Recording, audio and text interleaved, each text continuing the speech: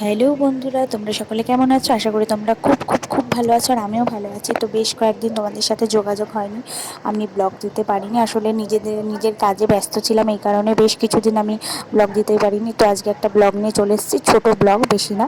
তো আজকে আমি দাদা বৌদিতে গেছিলাম একটু খাওয়া দাওয়া করতে। অনেকদিন বেরোনো হয় না, তাই ব্যারাকপুরে চলে গেছিলাম।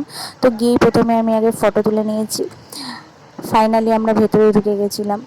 তো তারপরে অর্ডার দিয়ে দিয়েছিলাম চিকেন কাবাব বা চিকেন তান্দুরি। এটার নামটা আমার ঠিক এখন মনে পড়ছে না, এই জন্য তোমাদের সাথে শেয়ার করতে পারলাম না নামটা। তো যাই হোক, অর্ডার দেওয়ার সাথে সাথে চলে এসেছিলো। চলে আসার পর আমরা খাওয়া শুরু করছিলাম, মানে আমি খাচ্ছিলাম। ব্যাস দারুণ ছিল, আমার এমনি ফেভারিট ডিশ এটা।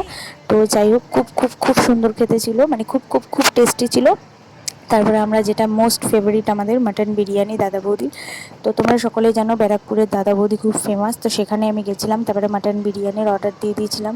জাস্ট মাটনের পিসটা এত সুন্দর ছিল, মানে কি বলবো, আর যেমন নরম তুলতুলে, যেমন খেতে টেস্ট ওয়াও। মানে আমি জাস্ট কি বলবো, এখনও জিভে জল, মানে জিভ দিয়ে এখনও জল পড়ছে, মানে এত দারুণ ছিল।